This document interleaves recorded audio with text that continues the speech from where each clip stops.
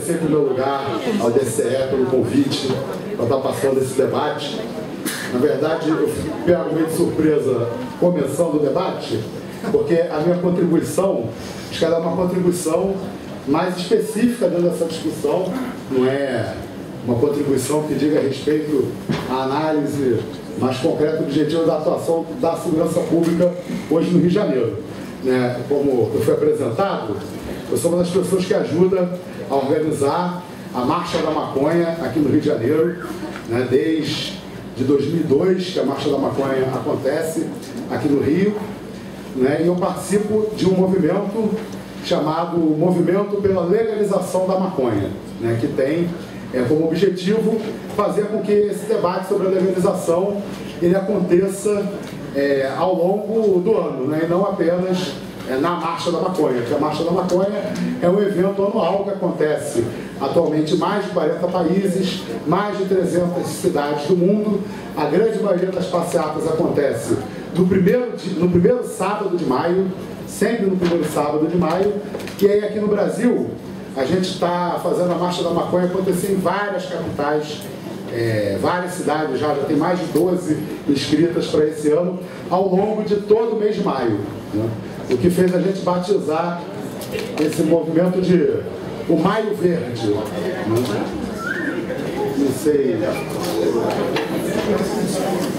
Não sei se vocês sabem que o MST promove o Abril Vermelho, todo mês de abril o MST faz ocupações pelo país inteiro. Então nós estamos chamando o nosso movimento agora de Maio Verde, porque durante o mês de maio começa no Rio de Janeiro, no dia 7 de maio, e termina, por enquanto, em Brasília, no dia 27 de maio, acontecerão 12 marchas da maconha até agora que estão previstas. Qual é a relação que a gente faz entre o debate sobre a legalização da maconha e a questão da segurança pública e da violência? No nosso entendimento, a proibição da maconha ela é um estímulo à violência. Ela tem como resultado o contrário do que a sociedade gostaria.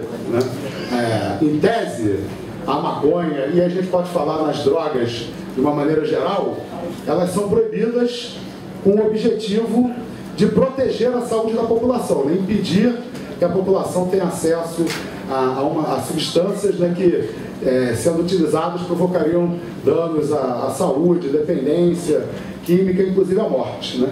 Agora, se a gente for analisar a história da proibição das drogas ao longo do século XX, porque a história da proibição das drogas é uma história basicamente de 100 anos apenas, a gente observa que, desse ponto de vista, a política de proibição das drogas é um fracasso total.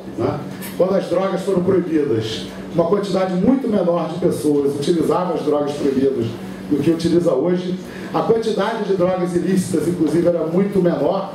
A diversidade de drogas hoje é muito maior. No início do século XX, as drogas tinham guetos. Determinados guetos usavam determinadas drogas. Os negros fumavam maconha no Brasil, os mexicanos fumavam maconha nos Estados Unidos. Cocaína era uma droga de ricos, uma droga das elites. E ao longo de 100 anos de proibição, não se conseguiu impedir que as drogas ilícitas se disseminassem pela sociedade, que esses guetos fossem rompidos. Hoje em dia não faz muito sentido você falar nos guetos das drogas, muitas vezes, a não ser alguns casos mais específicos. E, além disso, nós entendemos que a proibição das drogas, ela provoca danos à saúde dos usuários de drogas. Porque, por exemplo, a overdose de cocaína, boa parte das overdoses de cocaína ocorrem porque o usuário da cocaína ele não tem como saber qual é a quantidade de cocaína que ele está consumindo. A cocaína é ilegal, ninguém consegue controlar se aquela cocaína tem 20%, tem 30% de pureza, tem 40% de pureza.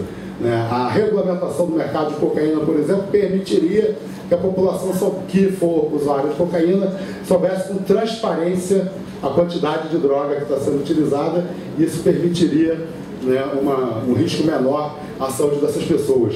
No caso da maconha, mais especificamente, a maconha, ela sendo proibida, ela é transportada e armazenada nas piores condições possíveis, produzindo o apodrecimento da maconha, fazendo com que a maconha fumada, né, no Brasil seja chamada pelos europeus de maconha podre, né?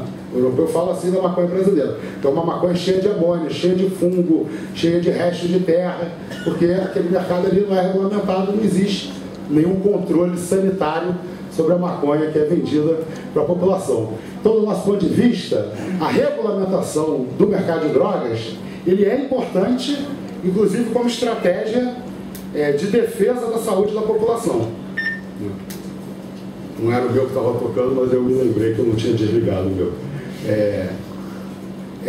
Quer dizer, a gente entende que a regulamentação ela serve inclusive para preservar a saúde das pessoas, né? Porque evidentemente muita gente vai argumentar, não, mas se legalizar vai aumentar o consumo, né? A gente não acredita nisso porque, por mais que haja repressão sistemática do Estado ao mercado de drogas, né, não existe nenhuma dificuldade, de fato, das pessoas que querem consumir drogas terem acesso às drogas, né? A repressão ela é ineficaz o suficiente para que, na verdade, a condição hoje das drogas no Brasil seja a da liberação, né?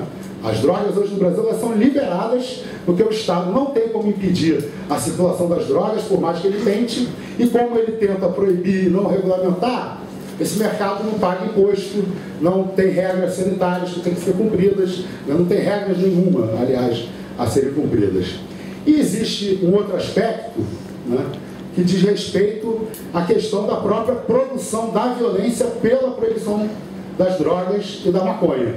O que a gente quer dizer com isso? A gente quer dizer que a proibição das drogas é o que entrega ao mercado criminoso, né, dezenas, centenas de bilhões de dólares por ano, né?